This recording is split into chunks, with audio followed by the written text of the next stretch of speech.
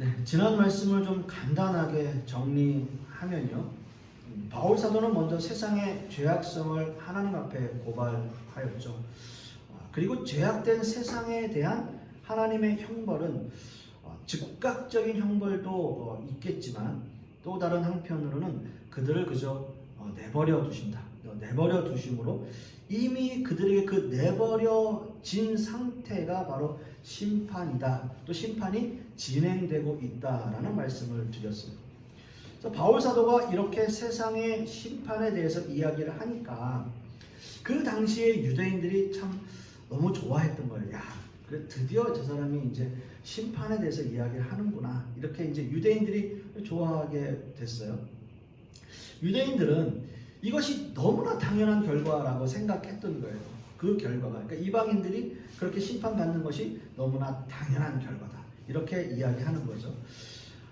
왜냐하면 우리야 하나님이 선택한 백성이고 이스라엘 민족은 하나님이 선택한 백성이고 또 그 증거로 하나님께서 율법도 우리에게 주신 민족이 아닌가. 그렇기 때문에 우리에게 있어서 구원은 너무나 당연한 결과이고 다른 민족들이야 율법도 없고 하나님께서 그들을 선택하시지 않았기 때문에 버리셨기 때문에 그들에게 심판이 있고 멸망이 이르는 것은 너무나 당연한 것이 아닌가 라는 생각을 하고 있었단 말이죠. 그렇다면 여러분 한번 이런 생각을 해볼 수 있습니다. 세상을 판단하고 정죄하고 심판을 내리는 그 기준은 무엇인가라는 거죠. 세상을 판단하고 정죄하고 심판하는 그 기준이 어디에 있냐라고 하는 거예요. 그냥 너희들은 우리랑 달라. 너희들은 하나님이 선택 안 하셨어. 그러니까 너희들은 버린 사람들이야. 우리한테는 율법을 주셨잖아. 그러니까 당연히 아니지 라는 거예요. 그 기준이에요. 그런데 그냥 너희는 우리랑 다르고 우리는 선택받았고 너희는 버림받았어. 그게 과연 그러면 세상 사람들을 향한 그 기준이냐라는 거죠. 분명 누군가를 판단하기 위해서는 누군가를 정죄하고 심판하기 위해서는 반드시 거기에 따르는 기준이 있어야 돼요. 어떤 기준이 있어야 되잖아요. 요즘 정말 헷갈리고 좀 어떻게 해야 될지 모르는 게 이제 우회전, 횡단보도 사거리에서요. 우회전하는 문제. 말들이 너무 많아요. 가야 된다, 가지 말아야 된다. 이거 신호 기다렸다가 우회전 하려고 하니까 여기 직진 신호 들어오니까 횡단보도 신호 들어오니까 계속 기다리는 거예요. 여기 기다렸다가 여기 기다렸다가 한 10분은 기다리는 것 같아요. 그러니까 이거 누군가가 좀 깔끔하게 정리를 했으면 좋겠는데 또 어디는 또 신호등이 생겨서 그 신호등이 파란불이면 가고 또 파란불이 아니면 못 가고 이런 뭔가 좀 명확하게 기준이 있어야 되는데 지금 뭐 나라에서는 당연히 그 법에 대한 기준이 분명히 있겠지만 듣는 우리들에 있어서는 그 기준이 뭐지? 헷갈리고 또 어떤 사람들은 사람들이 없을 때는 파란불이어도 살살살 가도 된다고 어떤 사람들은 반드시 서야 된다라고 이야기하고 있어요. 그래서 너무 헷갈리는 거예요. 어찌됐든 무엇인가를 판단하고 정죄하고 심판하는 데 있어서 반드시 그 기준이 필요하다라는 거죠. 너무나 당연한 이야기예요. 누군가를 정죄하기 위해서는 반드시 필요한 건데 분명한 기준 또는 정당성이 있어야 돼요. 정당성. 이 일이 과연 정당한가? 이 사람들에게 이 기준을 적용하는 것이 정당한가? 너희들은 선택받았고 너희들은 버려졌어. 그 기준이 과연 정당한가? 라는 거예요. 그런데 만약 내가 심판을 받아야 한다면 그 심판이 나에게 정당하게 적용되고 있는가? 라고 하는 걸 따져봐야 될 거 아니에요. 그냥 무작정 아유 넌 죄인이야. 넌 잘못됐어. 그러면 내가 잘못됐고 내가 죄인이면 그 기준이 뭐예요? 아 기준 없어. 너 그냥 잘못된 거야. 이건 말이 안 되는 거잖아요. 그런 기준과 정당성이 분명히 있어야 되는데 과연 그게 뭐냐라는 거 하는 거죠. 이스라엘 민족에게 이것이 기준이라면 하나님께서 그들을 선택하셨고 그들에게 율법을 주셨다라고 하는 것이 기준이라면 우리는 이렇게 질문할 수 있어요. 지금 세상 사람들이 생각하는 것은 이스라엘 백성이 하나님 앞에 선택받았고 율법을 가지고 있어서 구원을 받았다고 하는데 그건 좋아요. 좋습니다. 그럼 왜 우리에게는 그런 공정한, 공평한 기회를 주시지 않습니까? 라고 하는 질문이에요. 하나님, 그렇다면 우리에게도 그거에 상응하는 어떤 기준을 주셔야 될 거 아니에요. 어떤 공정성이 있어야 될 거 아니에요. 그런 것들이 없다면, 그들과 우리가 그것 때문에 정죄를 받아야 한다면 우리에게도 공평한 기회를 주십시오 라고 따질 수 있는 거예요. 하나님, 이건 불공평합니다. 이건 공정하지 않아요. 우리에게 적용되고 있는 기준이 달라요. 이건 정당하지 않습니다 라고 따질 수 있는 거예요. 오늘 본문에서 세상은 하나님 앞에 억울함을 호소하고 있습니다. 우리에게는 기회를 주시지 않았지 않습니까? 라고 하는 거예요.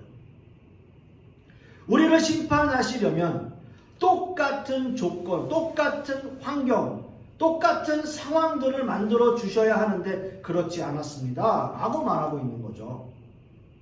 그래서 바울 사도는 이 경고의 범위를 분명하게 말하고 있어요. 오늘 이거 본문 우리가 1절 말씀을 한번 보시겠습니다. 1절 말씀 보시면, 그러므로 남을 판단하는 사람아, 누구를 막론하고 네가 핑계하지 못할 것은 남을 판단하는 것으로 네가 너를 정죄함이니 판단하는 네가 같은 일을 행함이니라 라고 말씀하고 있습니다. 남을 판단하는 이스라엘 민족들에게 너희도 같은 죄를 저지르고 있다라고 하는 거예요. 그렇습니다, 여러분. 이스라엘 민족이 하나님 앞에 선택받았고 하나님의 율법을 받았고 그렇게 해서 그들이 아주 평안하고 축복된 길만 걸어왔습니까? 그렇지 않아요. 그렇지 않았어요. 애굽에서 400년 동안이나 종살이를 했었고요. 출애굽 이후에 40년 동안이나 그들이 유랑민족으로 광야를 떠돌았고요. 또 가나안에 들어와서도 결코 나중에는 아수르에게, 그리고 결국에는 바벨론에게 멸망당하는 수모를 겪게 되었어요. 또 메시아이신 예수 그리스도를 이스라엘 민족들은 결국 못 박아 죽였고요.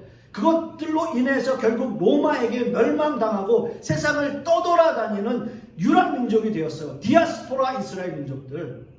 독일 히틀러에게 결국 600만 명이나 학살되는 그런 끔찍한 일을 겪은 나라가 바로 이스라엘 민족들입니다.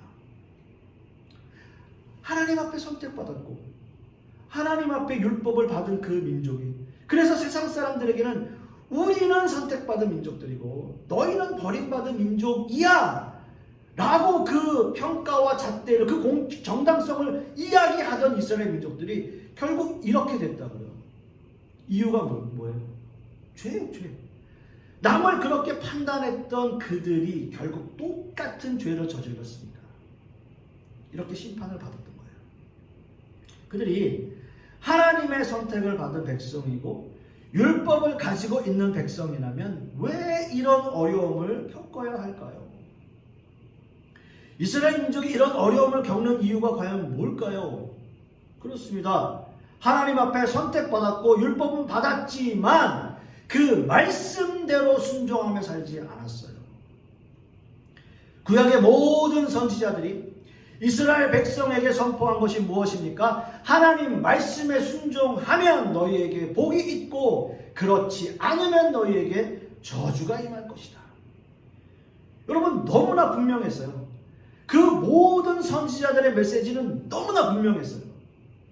하나님 말씀 순종하면 복을 받고 그렇지 않으면 저주가 임할 것이다. 다 그렇게 선포했어요. 아무리 자신들이 선민의식을 가지고 있고 하나님 앞에 선택받은 백성이고 율법을 가지고 있는 백성이면 뭐해요? 그런 백성이면 뭐하냐고요? 오히려 율법은 그들의 죄를 더 드러내요. 그 죄악들로 말미암아서 그들은 심판을 면치 못하는 거예요. 왜요? 율법의 말씀대로 살지 않고 그 율법을 계속 거스르니까. 그러니까 율법을, 하나님께서 주신 율법이 자기들에게 독이 되어버렸어요. 아무리 선택받은 이스라엘 민족이라 할지라도 그 말씀을 지키지 않았다면, 율법을 지키지 않았다면 소용없는 거예요. 그런데 여러분, 그래도 하나님께서는 얼마나 자비하십니까? 얼마나 오래 참으시고요. 그렇게 자비하시고 은혜롭고 노하기를 더디하시고 그렇게 오래 참으시는 그 하나님이 그럼에도 불구하고 이스라엘 민족들을 그렇게 멸망시키는 것을 보면 과연 이스라엘 민족들은 그 율법의 유익을 살리지 못한 백성들이 아닌가라는 생각을 해보게 되는 거죠. 이스라엘 민족뿐만이 아니라 지금 이 시대를 살아가는 우리들 역시도 마찬가지예요. 과연 우리는 하나님의 자녀다운 모습으로, 자녀다운 하나님의 백성으로 하나님의 말씀에 순종하며 살아가고 있는가 한번 생각해 보세요. 그저 선택받은, 우리 하나님께서 택하신 백성들이잖아요. 우리 택함받은 민족이잖아요. 우리 택함 받았잖아요. 여러분 믿으세요? 우리 다 아멘이에요. 당연히 하나님께서 우리를 선택해 주셨으니까 지금 저도 여기서 설교하고 여러분들께서 제 설교를 듣고 있죠. 근데 우리는 그 자만심에 거기에 취해서 마치 이스라엘 민족들처럼 나는 하나님께서 택하셨으니까 나는 이제 더 이상 세상 어떻게 살아도 하나님께서 나는 구원해 주실 거야, 이런 생각하면서 여러분 살고 있지는 혹시 않은지. 하나님께서 너무나 두려운 것은 그런 우리를 그냥 내버려 두고 있다라는 거예요. 내버려 두고 있다. 그래? 네 마음대로 해봐. 네 마음대로 한번 세상 살아봐. 네 마음대로 그렇게 한번 살아보면 네가 깨닫게 될 거야. 여러분, 세상이 우리를 그렇게 만들어요. 믿는 사람들. 하나님이 우리를 하나님의 자녀 삼아주신 데는 분명한 이유가 있어요. 저와 여러분에게 이 세상 크리스찬으로 살게 하시는 하나님의 분명한 뜻이 분명히 있다고요. 여러분, 다시 한번 생각해 보겠습니다. 그렇다면 하나님은 세상 사람들에 대해서 어떤 정당성을 갖고 계시는가라고 하는 거예요. 아까 제가 말씀을 드렸잖아요. 과연 하나님께서 이들을 심판하고 정죄하고 또 그렇게 하기 위해서는 그 정당성이 있어야 되는데 그 정당성이 뭐냐라고 하는 거죠.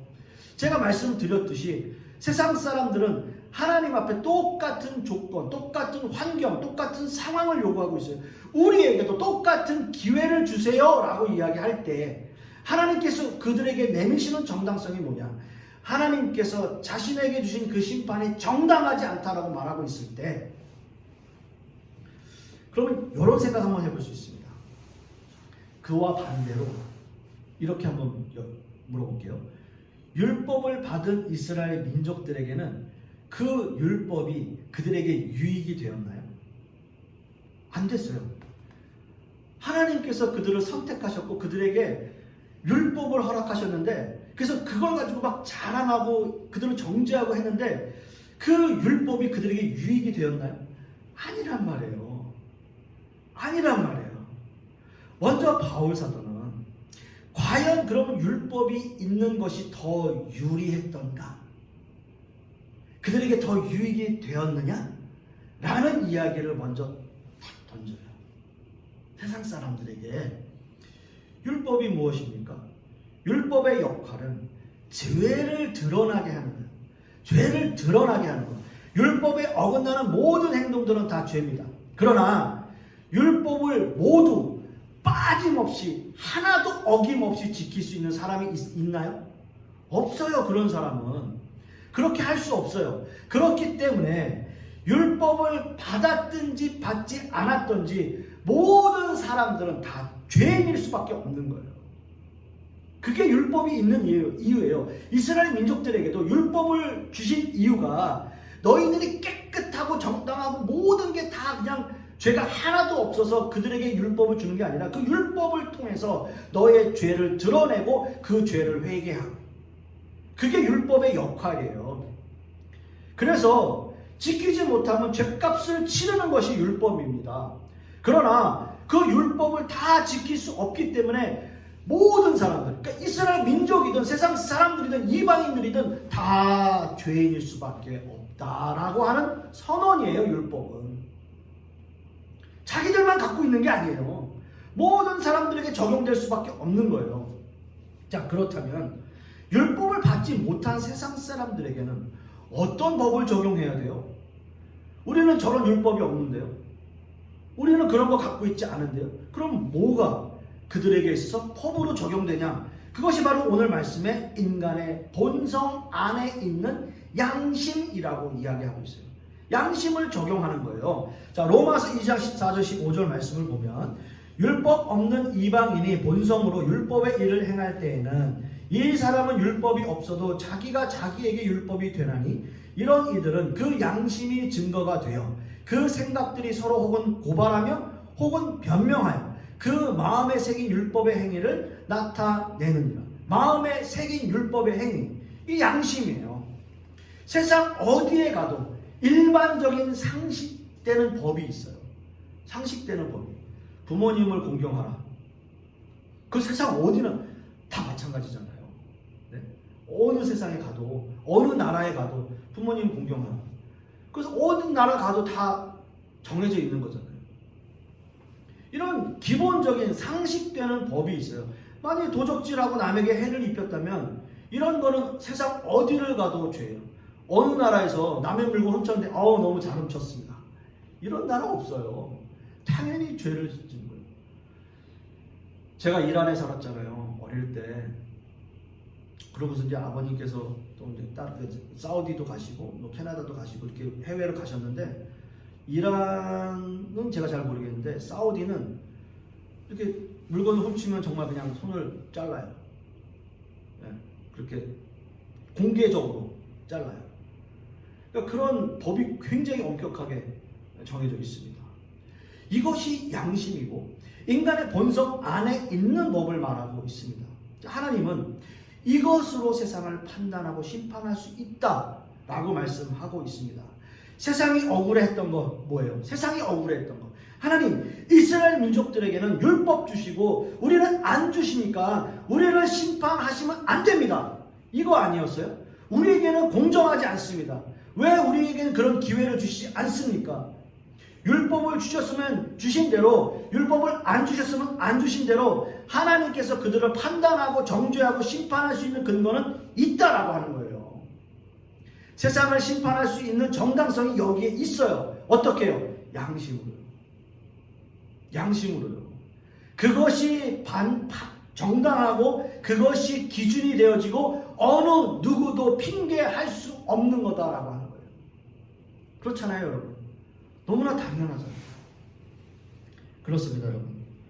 모든 세계가 그렇기 때문에 하나님의 심판 아래에 있어요. 믿는 사람이든 믿지 않는 사람이든 그 심판 아래에 있어요. 세상 민족이든 이스라엘 민족이든 모두가 다 하나님의 심판 아래에 있습니다. 또한 이미 하나님의 심판이 이루어지고 있어요. 그러나 완전한 심판은 아직 임하지 않은 거예요. 다행히 저와 여러분들은 하나님께서 택해 주시고 또 선택받은 사람들입니다. 그래서 우리는 멸망의 심판이 아니라 영생의 심판이 우리에게 주어질 거예요. 여러분 믿으십니까? 아멘입니다. 그럼 우리는 그런 상황에서 어떻게 세상을 살아갈 수 있을까요? 그저 멸망받을 사람들은 그 사람들대로 나와 상관없는 사람들이니까 그냥 우리는 우리가 사는 대로 최선을 다하며 살자. 그렇게 살면 될까요?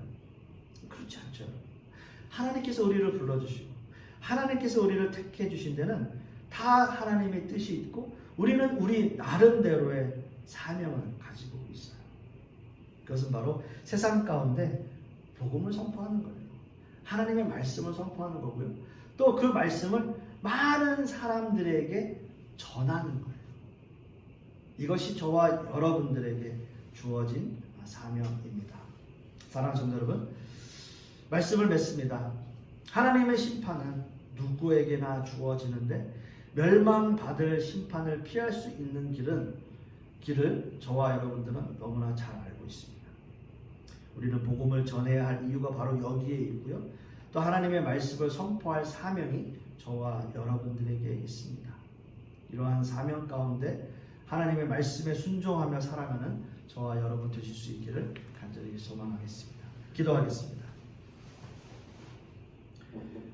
하나님 아버지, 오늘 말씀을 통해서 이스라엘 민족이든 또 이방인들이든 세상 모든 민족들이 다 하나님의 심판 아래 있고 또 그것들로 인해서 우리는 그것을 핑계할 수 없다라고 하는 것을 오늘 말씀을 통해서 너무나 분명하게 깨닫습니다.